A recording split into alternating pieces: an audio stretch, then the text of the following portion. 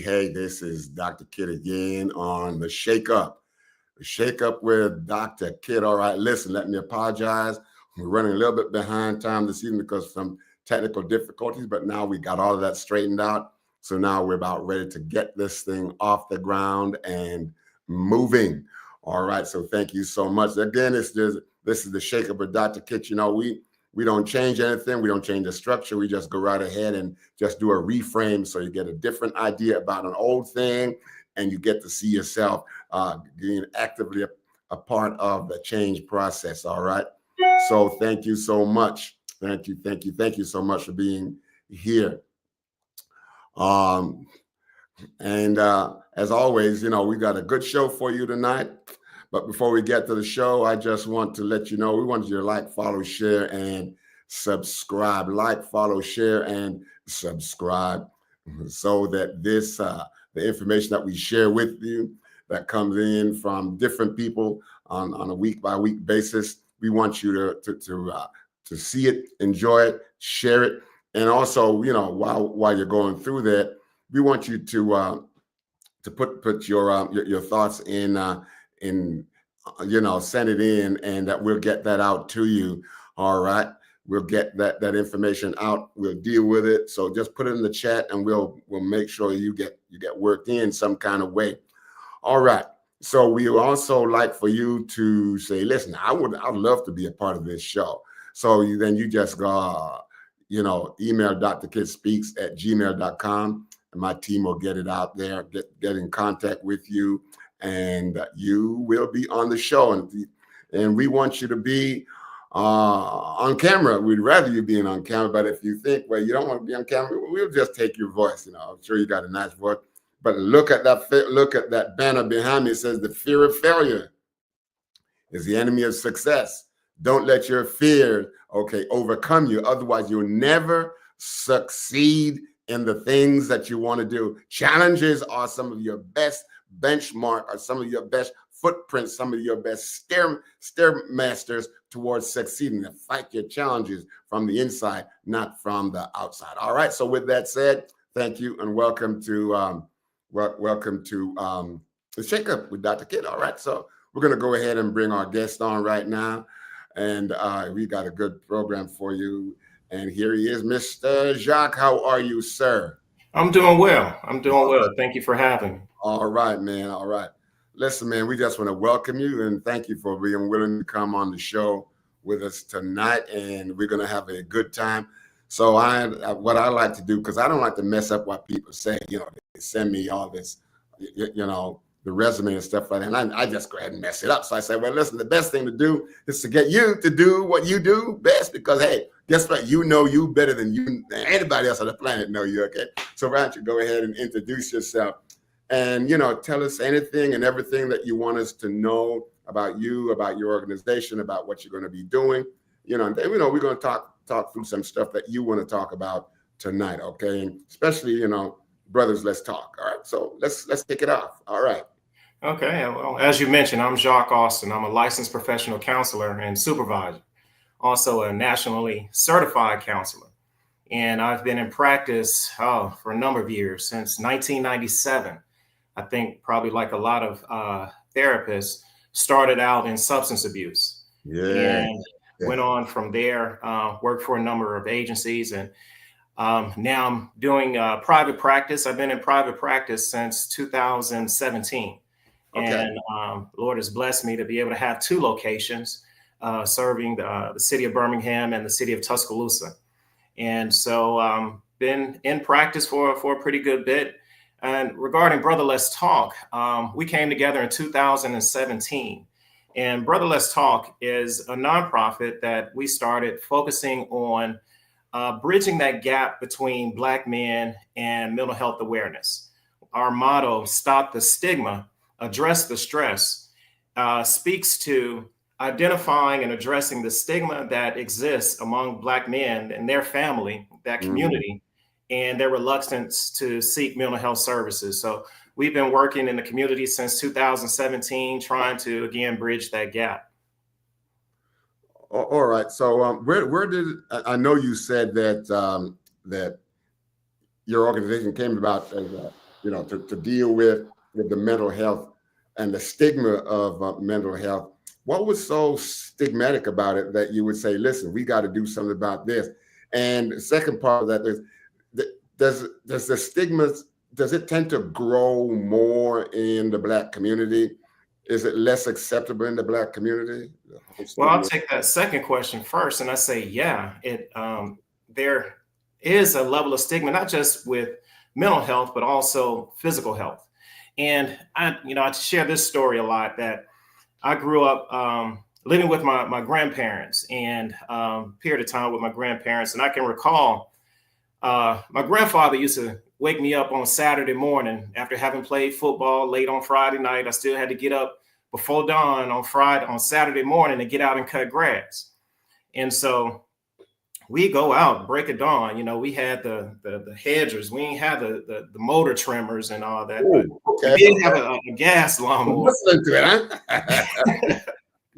But we go out, and there was a neighbor to the left of us, and we had known that he was in the Marines, had fought in the war, but he'd sit out on the porch just kind of rocking every morning. And my granddaddy used to say, don't go over there messing with Robert, because Robert ain't right. And so we had another neighbor across the street who my grandparents used to say before his wife died, he was a real nice man. But as kids, we kick ball in the street, and if the ball rolled over into Mr. Brown's yard, it was gone, because Mr. Brown came out, y'all kids, get out of my yard. Don't be coming over here in my yard. My granddaddy used to always say, don't go over there messing with Mr. Brown. He ain't right. Leave him alone. And so we had another neighbor, probably about 3 doors down from Mr. Brown, who used to walk up and down the street and in conversation with somebody only he could see. But my granddaddy used to say, don't go over there messing with Donald, because Donald ain't right. And so it was always addressed as, don't go messing with those folks, because they not right. We didn't address Robert next door as a case of possible post-traumatic stress disorder, or the grief that Mr. Brown across the street was dealing with, or the possible schizophrenia. It wasn't talked about like that. It was talked about, don't go messing with those folks, because it ain't right, because they are not right. And so that stigma persisted and continues to persist, I think, in our community, where we're thinking that, one, somebody's going to call us crazy, or two, that's just how they is. That's just how they are. Leave alone. They're going to be all right. Yeah. And so we wanted to address that. And so I told you I started in counseling in 97. Let's fast forward to 2017. And I was watching a news broadcast, and there was a gentleman, Stevie Stevens, came on Facebook Live Easter Sunday, recorded himself killing, I think Mr. Godwin was in his early 80s. He walked up to Mr. Godwin, put a gun to his head, and asked him, did he know the name of some young lady that Mr. Stevens was involved with? And of course, Mr. Godwin, I don't know. I don't have anything to do with that. Put a gun to his head and killed him. Ooh. Shortly before that, he was on the phone and in his tirade talking with some of his friends, and they were trying to talk him down, because he told them, he was like, man, I'm tired of being the butt of everybody's joke. I'm tired of, everybody putting me down and not listening to what I got to say.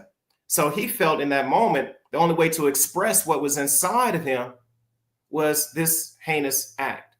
And when I saw that, I think there are things that go on in our community that we may see or witness, but you say to yourself, what is it that I can do? If it's your neighbor who's across the street, who's gotten elderly and can't bring the grocery in anymore, you go out and you help them every day. If it's something where I need to make a poster and go out and march in the street, or run for political office so I can be one of the policymakers. For me, it was, I'm a licensed professional counselor. I'm in mental health, and I see there are a lot of Black men who are dealing with issues who have not yet learned how to express their emotion appropriately. And I felt that there was something that we could do. And so I gathered a group of colleagues who, and that's how the Lord worked, man. They were thinking something along the same line at the same time, and we all came together. It was like, whoa, wait a minute. We thought we were going to have this one event in 2017 where we put in front of a group of black men. We didn't think, but maybe 30 might show up. Put in front of a group of black men who look like them, a psychiatrist, a psychologist, a counselor, a social worker, and a preacher. Because a pastor, we understand the importance of religion in our community. And so we wanted them to speak to the population, the group that came, about mental health from each of their perspective to help break down that stigma. Dr. Kidd, we had over 100 men show up. Ooh, nice. And they said, when is the next one? Okay. We're like, whoa. We had just planned for this one event. And so we're like, okay, so how do we bring black men together to talk about mental health without calling it mental health? Because once you put that label on, it's like, I ain't going over there to get, analyzed. I ain't finna go over there for them to talk to me and find and tell me I'm crazy and put me on some kind of medicine. So we were like, we want the truth to come out. We want there to be an increased knowledge and understanding so they can make a decision for themselves. And so what we thought to do was to host barbershop talks. That's one place where black men come together and have a conversation about whatever, because they're comfortable in that environment. They're comfortable about opening up, but we have licensed mental health professionals for facilitating the dialogue. So since 2017, we've been hosting barbershop talks. We also have community events where men and women are invited because the barbershop talk is only guys there. And so what we want to do is just really put out that information, create a bridge that breaks down, first identify some of the stigma and help to dispel that myth and allow them to feel more comfortable about seeking mental health services, not only for them, but the person next to them. Because a lot of times we find that somebody may come with someone with an issue and they don't know how to address it. They don't have the resources or know who they can turn to. Right. So what we want to do is provide that resource as well. Yeah, listen, I got to ask you a question. Yes, sir. The stigma didn't just show up it didn't come through the mail, didn't come through your TV. You can't buy it at Kroger in a shopping bag. I mean, you can't get it at a car mart. It came from somewhere. I wonder, where did this thing come from, and who thought about it, and why did they probably need to have a group that they can project what they thought about to create a separation between normal and abnormal or subnormal? What do you think? Where do you think it came from? What's the purpose of this? I mean, everything's got a purpose. It does. And I think we can go back through our history, because there's a certain level of defense. In order to survive, a person had to act and be a certain way. Right. And I think about, I often talk about the theory of hurt or injured when I'm talking to men, and a lot of them sometimes have played some type of organized sport, and the coaches told them, if you injured, you need to sit down on the bench, but if you hurt, you need to suck it up and move on. And in that same tone, I think we kind of correlate hurt with hurt emotions. I can't express my hurt emotion because that's weakness. I need to suck it up and move through it. But then a lot of times young men aren't necessarily taught how to appropriately identify and express grief, how to identify and express guilt, how to identify and express feeling inadequate or shame. But we're taught that it's okay to be angry, to let it out on the court, to let it out on the field, to express that anger to get what you want. But it's important really to be able to identify those other emotions, know what it is that you're feeling, and know how to express it. But we can look back through the generation of African Americans and how certain behaviors were life-saving, where you had to kind of be tough, you had to suck it up, you had to move through, you had to deal with And that's kind of been sort of our kind of how we moved. I think it translated to a lot of different things, and also talk about how a lot of times you have people who may have experienced some trauma and they themselves not know that they're traumatized. They just know they can't go to sleep. They don't feel like eating. They don't want to go back to the place where it happened because it reminds them about it all the time. They snappy with, their friends and family members, and this has gone on for a while. But with that knowledge, that information about what they're going through, understanding that, they may be having a very normal response to an abnormal situation, giving that information and talking with about it, help them to gain that knowledge to address some of the emotional issues that they're dealing with. Okay, so therefore, then, how do we get people past the abnormality and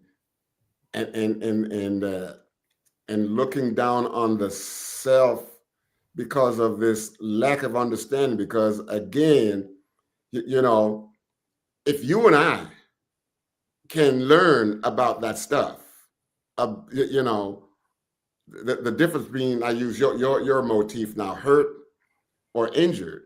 Mm-hmm. Okay, what is it about us that make us keep that stuff, away from a certain populace so that they can continue to act out, in an abnormal way? Because if they come to understand that there is nothing wrong with me, the person, but there is something that is not necessarily right about my biosocial component, how can I go through and work on that? I'm trying to stay away from the PTSD part for right now, but how can I go through this knowing that because I got a broken finger, right, the pain in my broken finger, okay, right, doesn't mean that I'm a broken man, right. So how do we get people to understand that one part of you that is not functioning well does not make you a non-functional person? Right.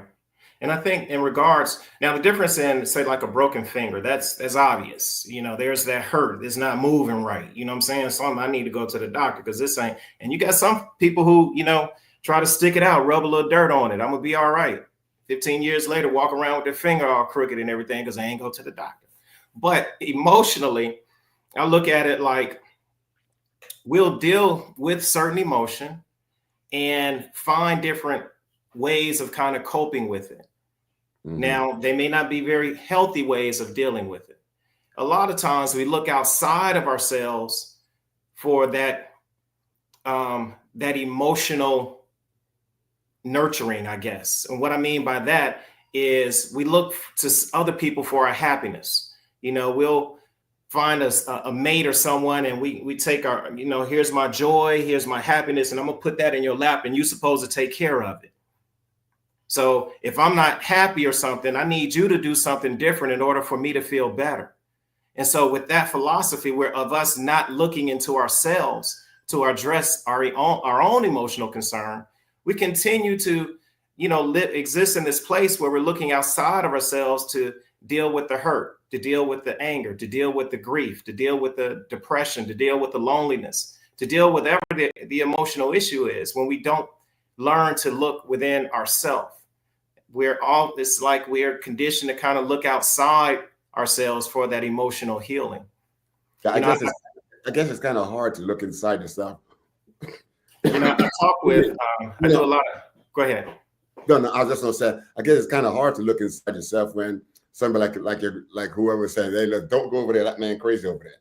It's hard for the only thing you hear is that people see me as crazy, mm-hmm. For me to think that there's anything worthwhile about me. And the only worth that I get is when somebody from outside of myself acknowledges me, mm-hmm. So I think, so I'm looking at that piece, and I got another question for you, but you were going to say something. Go right ahead.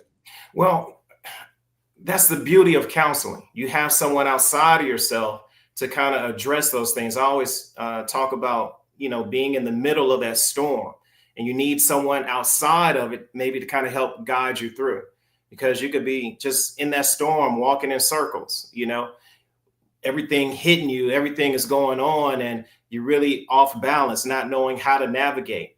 But if you have someone outside of yourself to kind of help you process it, I think that's the beauty of counseling. And when I was talking about, looking outside of yourself, I was going to say that I do a lot of couples counseling, and I really trip them out when I say we're going to get to a point where you can talk about your anger and not be angry, where I can talk to you about everything that I'm upset with, that that happened last week, last night, last year.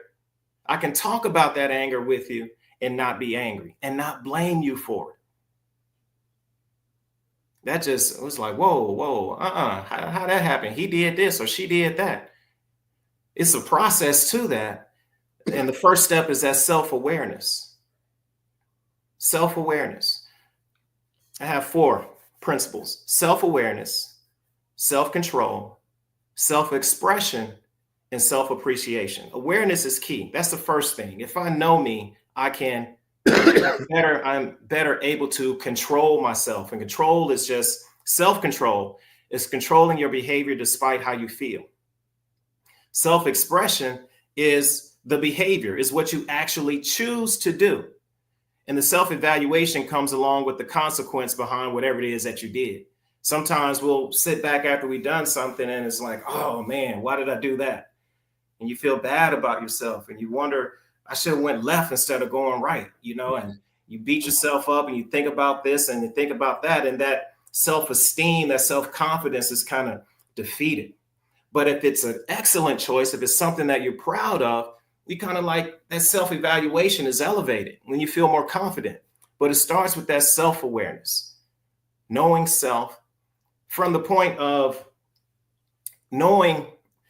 We got, Dr. Kidd, there's probably been situations and times in your life where you feeling a certain way about someone and they're gonna be at the party and you say, you know what, I don't need to go, because I know when I see them, I go in there. I know me. I know how I'm gonna act when I get in there, right? Mm-hmm. So you say that's self-awareness. You making a choice to control yourself, express yourself, and do something different to avoid a possible negative consequence, right?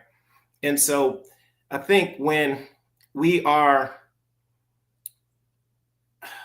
have a greater sense of our emotion, not only what we think, and understanding how our thoughts lead to our feelings and lead to our behaviors. I'm getting into a little CBT there, but if I'm aware of that thought that's going to lead to a certain emotion, I can make a choice to control that behavior.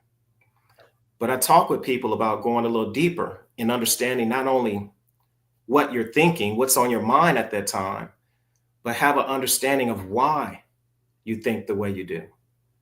Why is that the thought that comes to your mind when this particular thing happens? Why is that the only alternative or the only option that comes to mind as opposed to other options? And so when you ask them these questions, I mean, what kind of response do you get? Do you get an external response, or do you get a sense of, I went to the mirror and talked to myself? I haven't done it yet, but I've thought about, bringing in my session a mirror and just holding it up. Listen, man. I never do a session without the mirror.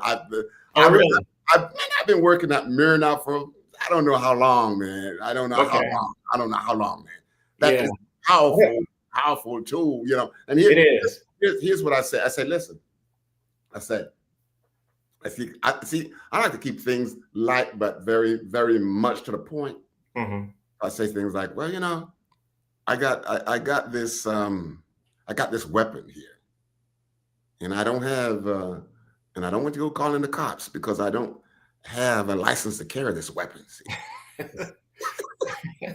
And I say, this weapon is dangerous. I mean, it's very dangerous. So don't go call the cops on me now. And then, had their little chuckle, bam, the mirror. Wow. And I don't hold the mirror up to me. I hold the mirror up to the screen. Mm-hmm. They are looking at themselves, because Mm-hmm. prior to that, there was a question that we were dealing with. And so now the answer is facing them. You understand that? You're right. Yeah. So yeah, the mirror. Don't think about it anymore. Bring the mirror into your session. Bring it in there. Yeah, bring it in there. I've talked about the role of a counselor is sort of that individual holding that mirror up and letting you know what they see, and then identifying what you see. And let's kind of match that up. Let's kind of talk about what it is that you're seeing based on what you're telling me about yourself. And that's another thing, talk about the importance of people being honest in therapy, being honest in counseling. I have several people who have come to me.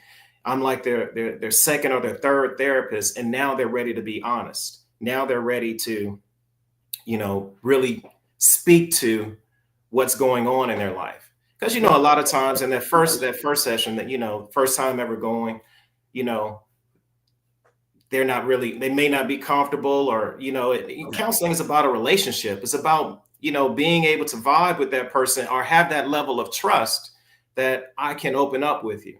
And so if they don't feel that, they're not going to open up. But I encourage people all the time, be honest with your therapist, to a point of saying, this ain't working, to a point of saying, we're just not connecting.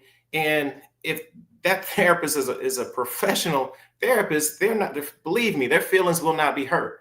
They totally understand the importance of their client receiving help, and it may not be from them. Okay, so you might be the third or fourth therapist. Okay, so what do you think is going on though? And I'm not saying across the board, but I think there are a number of things that could be going on. And, as a therapist, I think we need to kind of try to figure some of this thing out. Well, why I'm number 4? Sometimes I'll say to them, okay, there's on the form, I said, oh, I see you've had 3-4 therapists before. I said, okay, well, I guess this would just be one session. Okay, so we'll just do the one session and let you move on. Mm-hmm. Uh-huh. And then their eyes pop because inadvertently I'm telling them that, listen, you can't succeed if you run. Right. Not from your therapist. You're not running from your therapist. You're running from yourself. Mm-hmm. And the way to stop running from yourself, I hold the mirror up again and say, how do you run from this person here? Yeah. So it's kind of, let them, like you're saying, they got to get used to the idea of being comfortable mm-hmm. with themselves, who they are, and sometimes they'll have a hard time with that, a very, very hard time. Right. Mm-hmm. Okay, so let's run up now to say what. So, brothers, let's talk. Mm-hmm. And we know that some brothers don't like to talk. Right. How do you get brothers from don't like to talk, don't care to talk, to I want to talk? How do we people in this business, of intervention, how do we do that?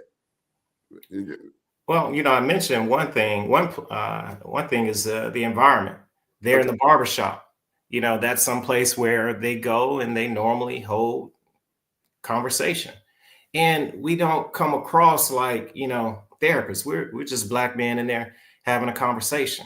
But we're mental health professionals, knowing how to guide the conversation, knowing how to facilitate the dialogue, being able to identify if a certain piece of the conversation needs to go a little deeper. If there's an individual there in the shop who we need to sit down and, take some time with, probably make a referral. But another thing is good food. At each one of these barbershop talks, we gonna have some good food. They come for the food and get something else, right? There you go. There you go. But yeah, it's you know, you gotta love what you do in this profession. I've known people who, tried to start into it. I taught for a little bit as an adjunct, and there are people who, think this is just something easy to jump in and just do. It has to be a part of who you are. And I can remember my grandmother telling me when I first told her, I'm going into counseling. She was like, baby, counselors are like preachers in a sense that people come to you with their deepest hurt, with their deepest pain that they hadn't shared with anyone. And you can't take advantage of that. That you have to hold that precious and recognize how what you say may impact them. Words of wisdom. Oh yeah. Oh yeah. Yeah.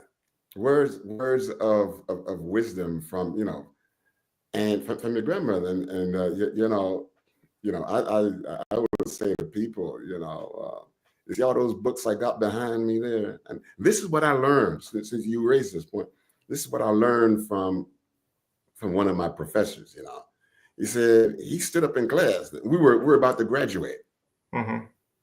This is about second or third class before they shut it down. Graduation come. He said, "Listen,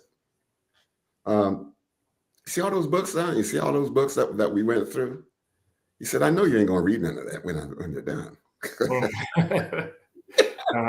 He said, "I know you're not gonna read any of this stuff here." So he said, the best way to to do it is by working with your clients and learn so much from your clients. And when you do that, but you got to go have a humble spirit. He was telling us, Mm-hmm. and I think you were referring to some of that a little earlier on. That we can't go in thinking that we can save the world, or that we know we have all the answers to everything. Mm-hmm. We just can't do that. But I want to go back to this brothers let's talk, because it is really a nice topic. It really is a nice title. It really is. And I shouldn't say nice because I don't know what nice is. Nice. I don't know what nice is. I know what I have an idea about being good is, but I don't know what nice is. Anyway, it is a good topic. Mm-hmm. And there is something in there that, for me, it takes it beyond just talking. Mm-hmm. So what were you thinking about, not from your perspective, the facilitator's perspective, but from the participant's perspective, that I'm here with a bunch of brothers that I've never seen before. Mm-hmm. And yet I'm willing to talk some of my deepest stuff to people that I don't know what they're going to do with it when I'm done. How do we get them into the place then? And I'm talking about, some of the guys that you talk about, barbershop talking. It's easy in the barbershop, but it's maybe a little bit more difficult somewhere else. How do we, other therapists, get them to where they can feel comfortable about sharing their stuff with other people? And the other question is, how soon are they willing to share? Sometimes we want them to share like right away, undress themselves, Mm-hmm. That's so true. I have to credit Dr. Jeff Moore, who was one of the co-founders. We were sitting around at our table. We would meet each week to strategize just how are we going to bring Black men to a place and talk about something that they don't want to talk about, and what are we going to call it? And Dr. Moore came up with the title "Brother, Let's Talk," and that's exactly what we're asking. We're asking for our brothers to come in and let's have a conversation about some things that you haven't been comfortable talking about. And so creating again that environment and just showing a person that you're real, that you're a human being. You deal with life issues just like anyone else. And we connect as men. and you know it, you've probably seen it, but there's something amazing that happens when you bring a group of men together under a common purpose, under a common issue to address, you know. But getting to a place where they're vulnerable can be very difficult. And Yes. Yeah. yeah, it could be it could be tricky, you know, because sometimes that reluctance to be vulnerable and feeling vulnerable can lead to anger. It can lead to this, you know, this outburst in their mind is like, he ain't finna make me feel I'm feeling all like, now he getting all mad and he raising up. And it's like, whoa, you know. But as mental health professionals, we know how to kind of facilitate that, how to guide it, see it early on, kind of redirect it. But it's just that training as counselors, as psychologists, as psychiatrists, as mental health professionals, wanting to help individuals, help them to identify certain things about themselves and to understand that, you know, what you may be feeling or thinking may not be abnormal, but let's think it through because we don't want an abnormal response. You know, we don't want you to, you know, that first thing that comes to mind and you react because that's the only thing that you know about, because you hadn't taken the time to sit down and talk with someone. And so again, we want in those, not only the barbershop talks and the community events, it's, you know, going up to people and, you know, hey brother, how you doing? Hey, Mr. Jones, how was your day going? You know, how's the family? How are the kids? You know, and that friendship is friendship is essential to the soul because we need that in order for us to feel that connection to our brothers, to feel that connection to the people next to us, where I can, if I have something going on in my life that I'm dealing with, that I have a friend next to me that I can talk to. You know, as I said, we not only, you know, talk about you know, talk about particular topics, but we also want to help build the confidence that a person needs to help the person sitting next to them, to help their brother sitting next to them.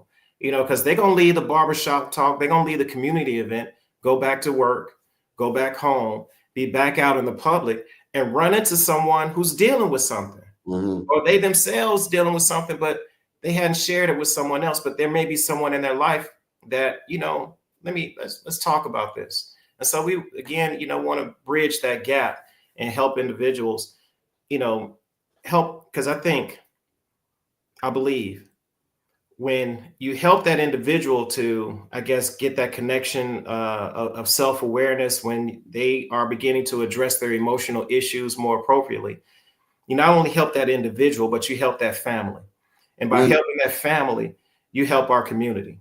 So it may be through one individual at a time, but it spreads out to their circles, you know. And so that's, you know, how we work and hope to improve our community. You know, man, I like LNG. Thank you so much. Let's excuse me. Let's deal with it. If you see someone behaving differently from the norm, how can the subject be addressed in a manner for them to seek help? That's on you, sir. That's you. I'm throwing it right back on you. If someone is behaving differently from the norm, okay. So differently from the norm mean this is someone that you know. This is someone who, you know, you've watched and you've seen what their pattern is. And different from the norm, I guess, would be troubling for you. And in seeing them do this. And knowing your friend, who this person may be, because you got some folks, you try to tell them something, it's like, oh no, no. It's like, well, I'm just trying to, you know, I just want you to know that I care. I just want you to know that I see this and this is different from what you normally do. And if you feel a need to talk about it, I'm here to listen. But if you don't feel comfortable talking with me and you want to talk with someone else, let's do that. But the thing is to not run away from it, not ignore it, not act like you don't see it and it continue. The thing is to address it. Because back in the day, we all had that family member, for whatever reason, they did what they did, but you say, just put Uncle George over there in the corner. He be all right. You know how he is. We don't address it. That's him. His daddy was like that. His uncle was like, they all be doing that. It ain't right. Right. Just because past generations did it, don't make it right. Somebody got to, whoa, wait a minute. All this y'all doing is not right. All this that y'all are doing shouldn't be doing. And that may make a person, I often talk about planting seeds. You may not correct the issue right there at that time, but you could say something to put it on their mind that hopefully they'll go back and kind of think about it for a bit. I often talk about having the uncomfortable conversation at a comfortable time. You try to talk to an alcoholic when he's drunk about drinking, ain't nothing gonna happen. He just, gonna get mad, But when he's sober, when he's not drinking, and it's a comfortable time, we're sitting down, it's like, the other day, you put one on. You was kind of this and kind of, you know how I get. Yeah, but do you really need to get like that? I'm just expressing what I see. I'm not blaming. I just want to talk about it. Because that mirror, I like for you to see what it is that I see. And so being able to have that conversation, I think, is important. Yeah. Because you got to catch them at a time when at least they're going to feel comfortable making sense about themselves without the alcohol on board. Right. So let me go back and ask this question. Mental health awareness don't just start when you're 18, 19, 20, 25, 30 and all this kind of stuff. What's the value of taking some of the same kinds of information that you take at the barbershop, framing it in such a way that it can become useful in the classroom, on the basketball court, on the football field, because young kids get teased about their differentness, and when they get teased and they about that, and here's one of the things, there is a difference between an abnormal behavior and an abnormal person. Mm-hmm. So if we can normalize the person but deal with the behavior, okay. So the kids who get teased, they got to find a way, I think, to make them experience themselves as being normal. So I was just wondering, if there is if there is a way, because what you're talking about is really good, brothers. Let's talk. But I was just wondering,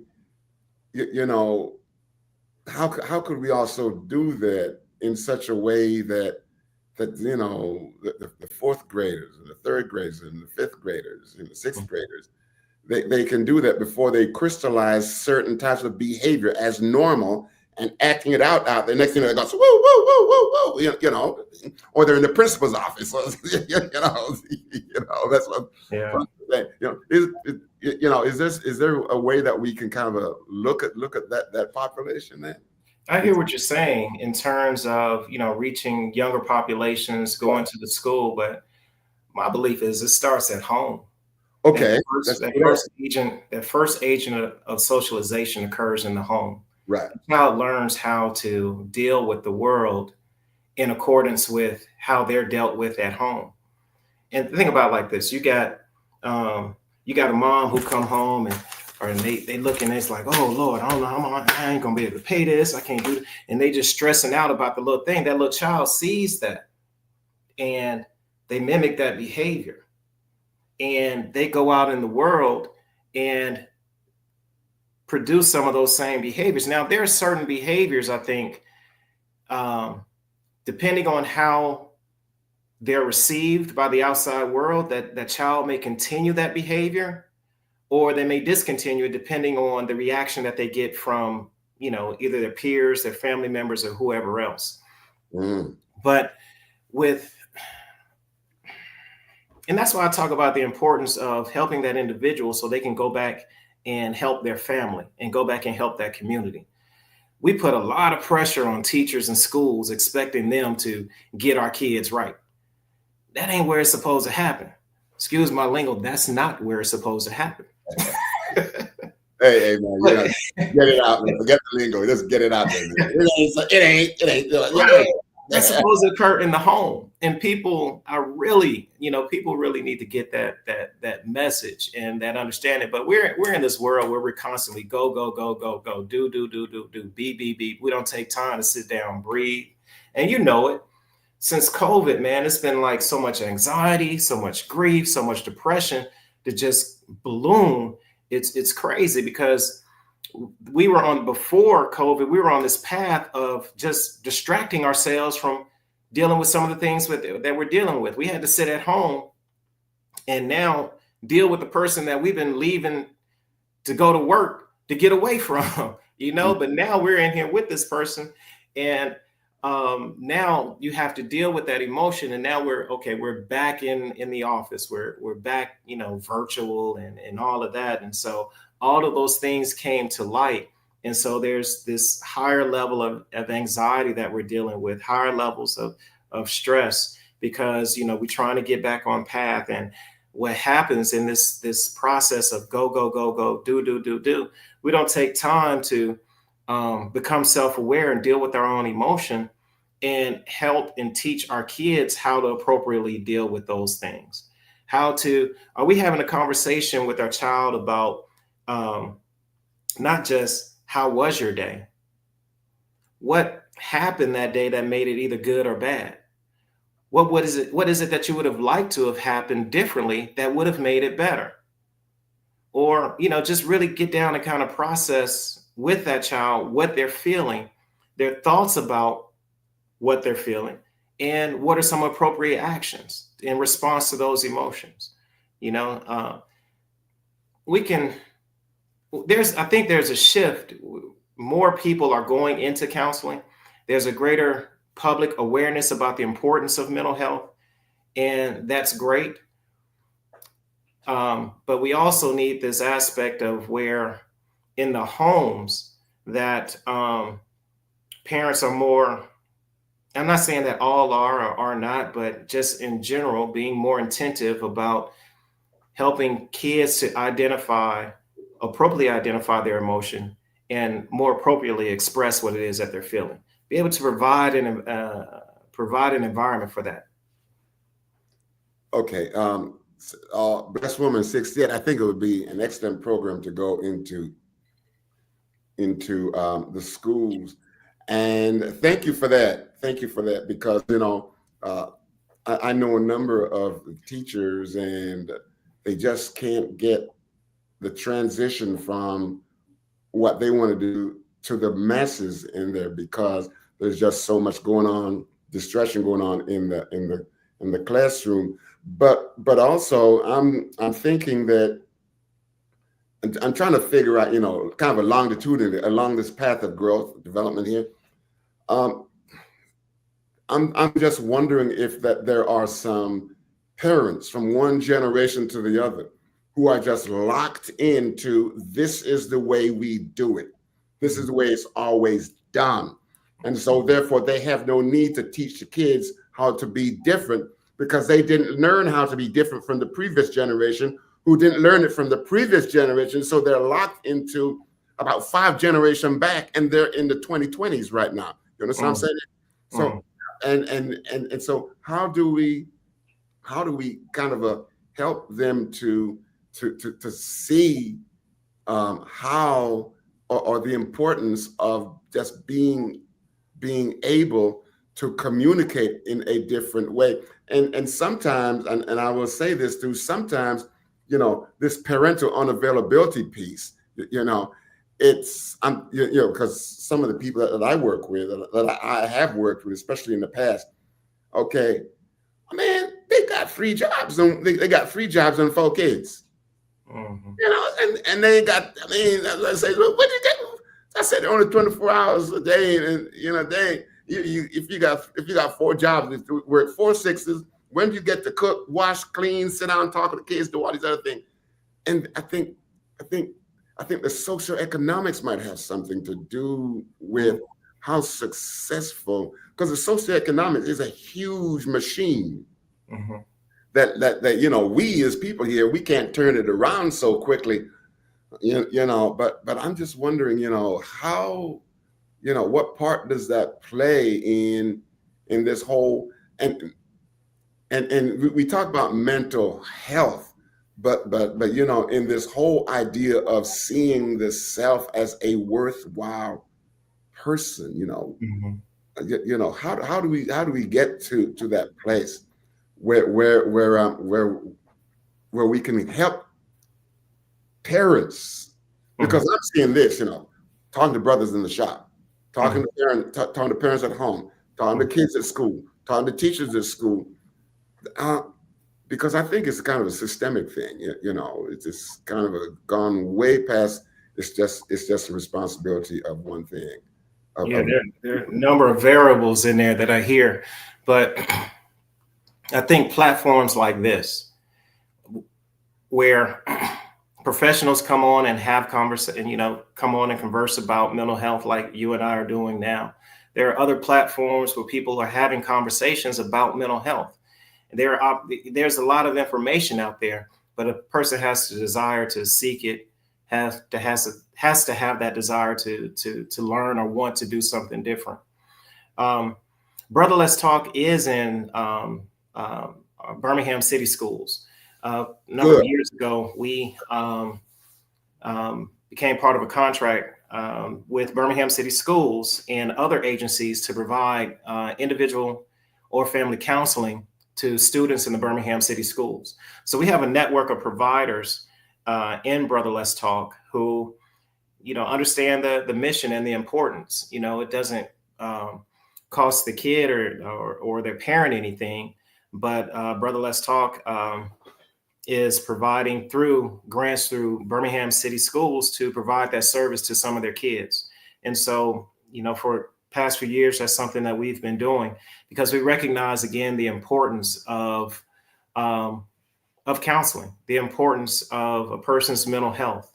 But platforms like yours, our barbershop talks, just this past weekend, there was a Black Males Mental Health Summit, which was phenomenal. And there are things going on around our nation. I think the more we talk about it, the more conversation that we have about the state of our mental health and the importance of it, that stigma is reduced. Because if we don't talk about it, there's kind of this, ooh, don't say nothing about that, don't say nothing about that word.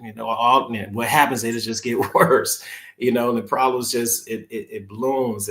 But we got to have these conversations. We got to be able to have that uncomfortable conversation at a comfortable time, and I see this a lot with grief work where people feel that, sometimes other people, when they've lost a loved one, other people, it's like they don't know what to say to them, or they may not say anything to them at all for fear that they're going to make them feel worse, not knowing that they want you to check on them.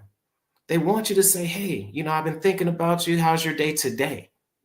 You know, and have that conversation about what's going on. And so as long as we continue to talk, we continue to hold space like this, I think we are kind of chip away at that stigma and bridge that gap that exists. Okay. Listen, Jacques, man, it's been my privilege and it's been my pleasure. Man, you're a wealth of knowledge, and you live up to your claim that you are a mental health therapist, man. You live up to that claim in my book all the way down the line, man. You I really, appreciate that. I have some great grandparents. hey, listen, yes, yes, yes.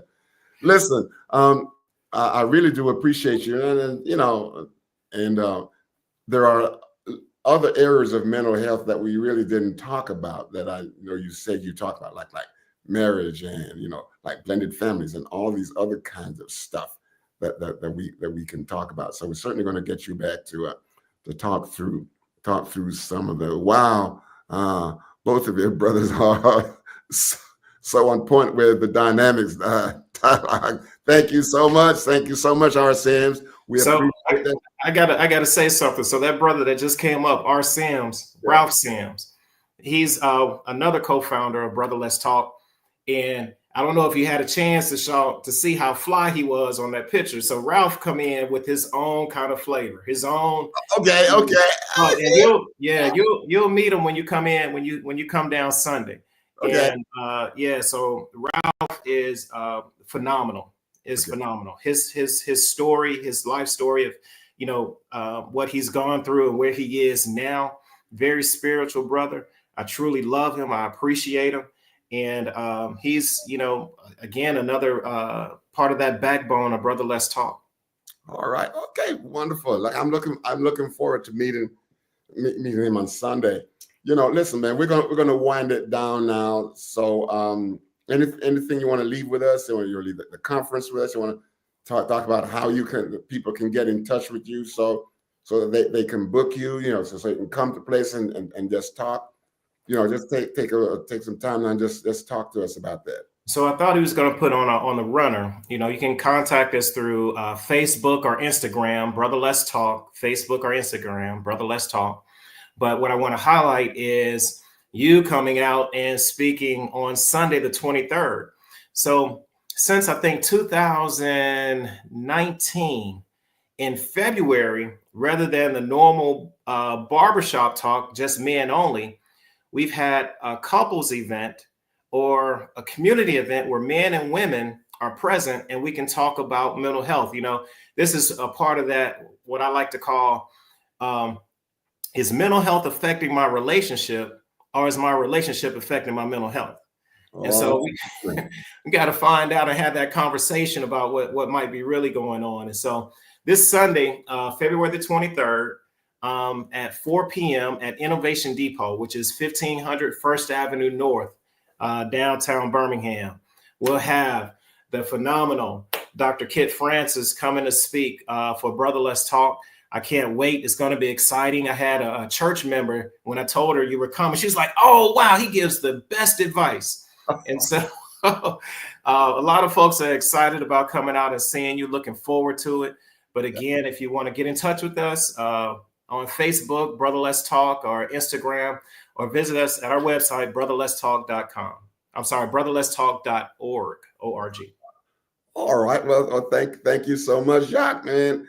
And again, thank you for the invite. Listen, and I'm really looking forward to coming down there to meet some of these brothers and just to talk, just to talk. And listen, I won't be down in that bow tie or nothing now, so don't. Oh no, man, it's casual. We just, you ain't got to put on your Sunday finest. Just come in, just we're just gonna chill, and because talking is more important than how you dress. Right? Well, exactly. It don't matter what you got on. Yeah. As long as you bathe that day or whatever. I mean, we good. Yeah. Oh man, you ain't gotta talk like that. Oh, enjoy the program. Thank you so much, man. You make me, you're making me feel self-conscious now. No, man, no. But yeah, come and enjoy yourself, and everyone come casual, and just come and feed off the information. Some people will come and not say a word, but just take in the information. It's no pressure to talk or anything, but of course we want to exchange and have dialogue and grow as an individual, and grow as a family, and grow as a community. I think that's really important. We don't have to deal with this life of emotional stress and pain. We can work through it. Wonderful, man. Thank you again, sir. I'm looking forward to coming down, to seeing you again, and meeting some new brothers. And I just know that Brothers Let's Talk is. I know you'll go nationwide with that. Some point, it's just got to blow up and go nationwide some point, because it's God's will. Yeah, if it's God's will, and God's will is that we take the message to people who need it, right? Right. God's will. Some people do it from the pulpit. Some people do it from the pew. Some people do it in the barbershop. Right. Some people do it in the office, like you do, right? And you. Yeah. We work together in that area. All right. So listen, man, I thank you so much. Okay. Don't go away. Just we're gonna slide you back there and we talk for a moment. And then we'll just close it down. And again, I really appreciate you. Okay. Jacques, thank you, sir. Ooh. Excuse me. I'm just been fighting with a little bit of stuff here now for a while. So every now and then it comes on me. Okay. But anyway, thank you so much for hanging in there with us. Jacques was a great guy. Oh man, he was on a panel the last time I was down there in Birmingham, and he had some great things to say then. And you heard what the stuff that he talked about. He's got a lot of knowledge. Really sound like a really good therapist. Well qualified to do the work and working in the community. That's the good stuff. Good stuff. So I thank him, and then of course I thank you. I thank you for just being online with us today. And I know they're gonna be streaming this, or you might be able to get it on YouTube. So if they're not streaming it, then just go on YouTube, and we'll get it out there, so that you can go on there and see the whole program that we're going to be having down in Birmingham on Sunday afternoon, Sunday evening. Okay, so I look forward to that. So listen, please, you know what I'm going to say. I want you to like, follow, share, and subscribe. Okay. Now this is a good program to subscribe, share it. So like, follow, share, and subscribe. It keeps us moving, so I can get good, well, knowledgeable people in the area of relationships to bring to you every week. And of course, we'd like for you to be a part of the program. So just shoot your information to drkitspeaks@gmail.com, and we'll get with you. And I really do thank those of you who continuously do this week after week. Put your good thoughts out there for us. It basically shows where you're coming from, and whether or not the information we're putting out there is making sense. And so we thank you. Thank you so much. So be good. God bless you all. And we will see you on next Monday. But if at all possible, tune in to the program down in Birmingham on Sunday. We'll be a couple of hours down there doing our thing. All right. Be good. God bless you. Bye-bye now.